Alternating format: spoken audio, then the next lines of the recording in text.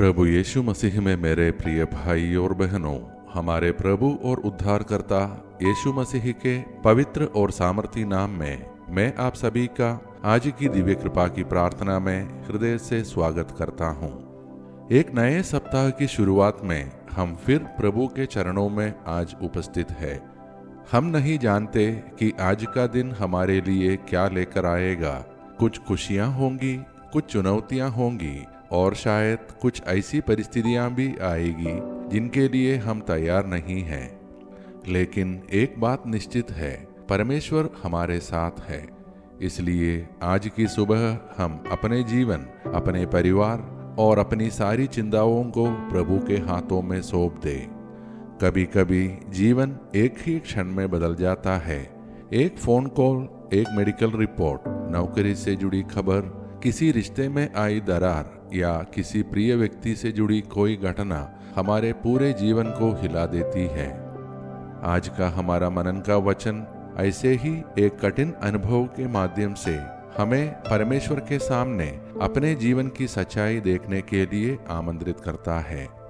आइए हम अपने हृदय को शांत करें और श्रद्धा के साथ आज के पवित्र वचन को सुने, जो कि लिया गया है नबी एजकियेल का ग्रंथ अध्याय 24 पद संख्या 15 से 23।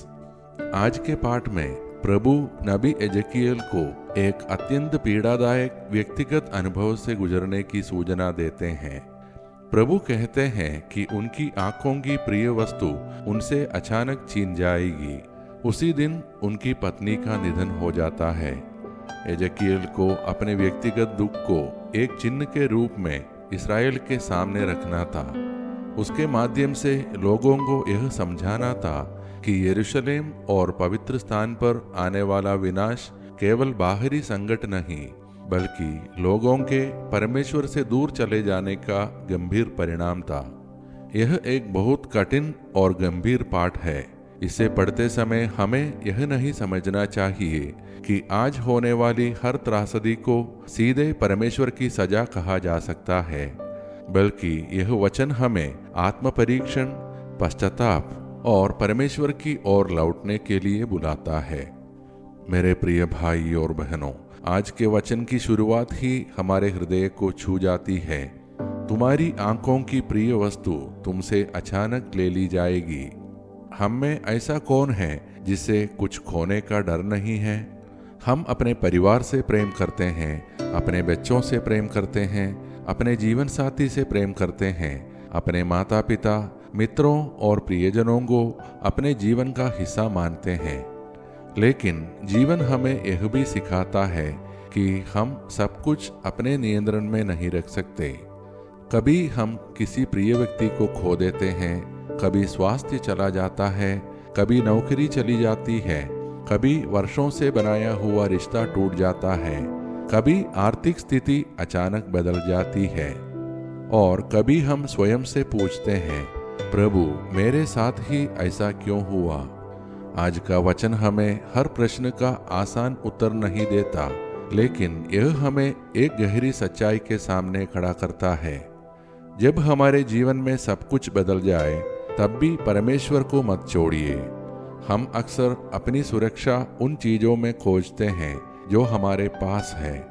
हम कहते हैं, मेरे पास परिवार है इसलिए मैं सुरक्षित हूँ, मेरे पास पैसा है इसलिए मैं सुरक्षित हूँ, मेरी नौकरी है इसलिए मैं सुरक्षित हूँ, मेरा स्वास्थ्य अच्छा है इसलिए मैं सुरक्षित हूँ। लेकिन जीवन की परिस्थितियाँ हमें बार बार याद दिलाती है कि हमारी वास्तविक सुरक्षा केवल वस्तुओं या परिस्थितियों में नहीं है। हमारी सबसे बड़ी सुरक्षा स्वयं परमेश्वर है। आज कुछ क्षण हम अपने जीवन के बारे में सोचें। क्या ऐसी कोई चीज है जिसे खोने का भय हमें भीतर से परेशान करता है? क्या हम अपने बच्चों के भविष्य को लेकर बहुत चिंतित हैं? क्या हमें अपनी नौकरी जाने का डर है? क्या कोई बीमारी हमें भीतर से भयभीत कर रही है? क्या किसी रिश्ते टूटने का दर्द हमारे हृदय में है? या क्या हमने किसी प्रिय व्यक्ति को खोया है और अभी तक उस दुख से पूरी तरह बाहर नहीं आ पाए हैं? आज प्रभु हमारे दुख को छोटा नहीं कर रहे हैं, वे हमसे यह नहीं कह रहे हैं कि हमारे आंसू महत्वपूर्ण नहीं हैं, बल्कि वे हमें अपने पास बुला रहे हैं। हम अपने दुख के साथ प्रभु के पास आए, अपने प्रश्नों के साथ आए, अपने आंसुओं के साथ आए, अपने डर के साथ आए, क्योंकि परमेश्वर के सामने हमें मजबूत होने का दिखावा करने की आवश्यकता नहीं है। हम कह सकते हैं, प्रभु मैं टूट गया हूँ, लेकिन मैं आपको छोड़ना नहीं चाहता। मैं सब कुछ समझ नहीं पा रहा हूँ, लेकिन मैं आप पर विश्वास करता हूँ। यही विश्वास की शुरुआत है। आज का वचन हमें आत्म परीक्षण के लिए भी बुलाता है। नबी एजकियल का संदेश केवल आने वाले संकट की घोषणा नहीं था, वह लोगों को यह देखने के लिए भी बुला रहा था कि वे परमेश्वर से कितने दूर चले गए हैं। आज हमें भी अपने भीतर देखना चाहिए। कहीं हमारा सफलता ने हमें परमेश्वर को भुला तो नहीं दिया? कहीं धन ने हमारे हृदय को कठोर तो नहीं कर दिया? कहीं हमारा व्यस्तता ने प्रार्थना को हमारे जीवन से बाहर तो नहीं कर दिया? कहीं हमने अपने परिवार से प्रेम करने के बजाय उन्हें केवल अपनी अपेक्षाओं से देखना तो शुरू नहीं कर दिया? कहीं हमने दूसरों को क्षमा करना छोड़कर अपने हृदय में वर्षों पुरानी नाराजगी तो नहीं रखी? आज प्रभु हमें दोषी ठहराने के लिए नहीं, बल्कि वापस बुलाने के लिए पुकार रहे हैं। यदि हम उनसे दूर चले गए हैं तो आज हम लौट आए। यदि हमने प्रार्थना छोड़ दी है तो फिर से प्रार्थना शुरू करें। यदि किसी से संबंध टूट गया है और संभव हो तो पहला कदम उठाएं। यदि हमारे जीवन में कोई गलत आदत है तो हम प्रभु से शक्ति मांगे, क्योंकि परमेश्वर से दूर जाने में जीवन नहीं है, जीवन प्रभु की ओर लौटने में है। अब आइए मेरे प्रिय भाई और बहनों, हम इस गंभीर और हृदयस्पर्शी वचन को अपने जीवन की प्रार्थना बना दें। हम अपने परिवारों, अपने प्रियजनों, बीमारों, दुखी लोगों और उन सभी को प्रभु के चरणों में रख दें जिनके जीवन में अचानक कोई कठिन परिस्थिति आ गई है, और पूरे विश्वास के साथ मिलकर प्रार्थना करें। हे दयालु और प्रेममय परमपिता परमेश्वर, इस नए दिन और नए सप्ताह के लिए हम आपका धन्यवाद करते हैं।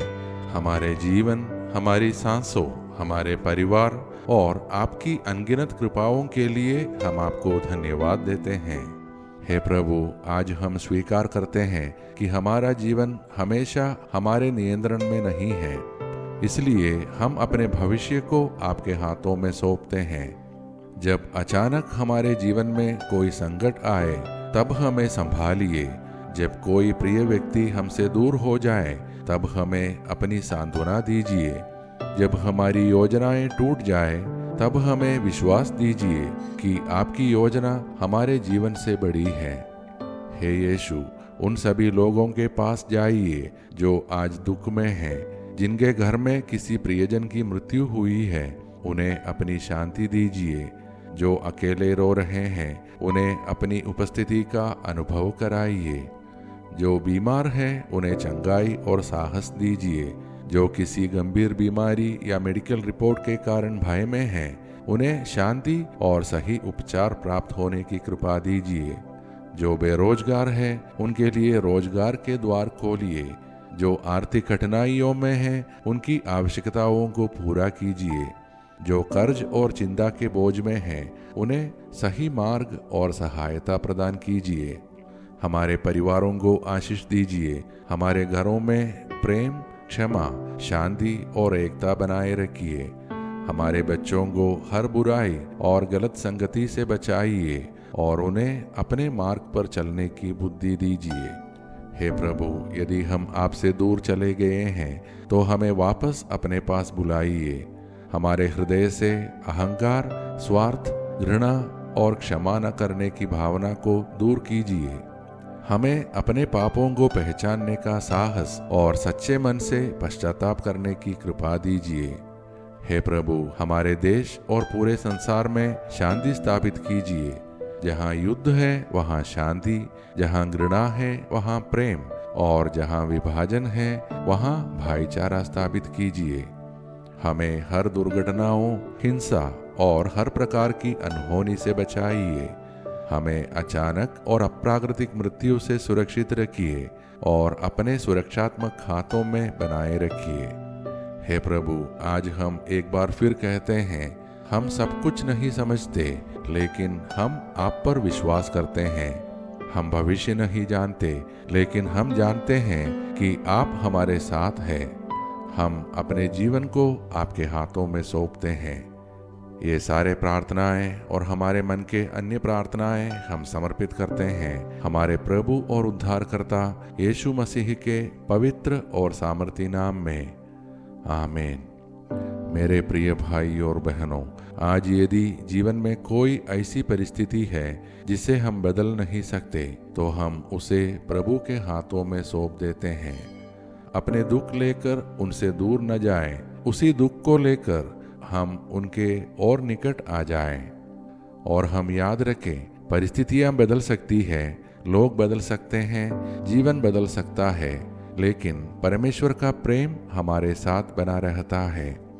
यदि आज की मनन और प्रार्थना आपके हृदय को छू गई है, तो कृपया इसे अपने परिवार और मित्रों के साथ अवश्य शेयर करें, ताकि प्रभु की आशा किसी और टूटे हुए हृदय तक भी पहुंच सके। हम सब कल की दिव्य कृपा की प्रार्थना में फिर एक साथ मिलेंगे। तब तक हमारा परमपिता परमेश्वर का प्रेम, हमारे प्रभु यीशु मसीह का अनुग्रह और पवित्र आत्मा की सहभागिता हम सभी के साथ बनी रहे। आमीन। धन्यवाद के साथ स्तुति गाऊंगा, हे यीशु मेरे खुदा, उपकार तेरे हैं बेशुमार, कोटि कोटि स्तुति धन्यवाद, कोटि कोटि स्तुति धन्यवाद,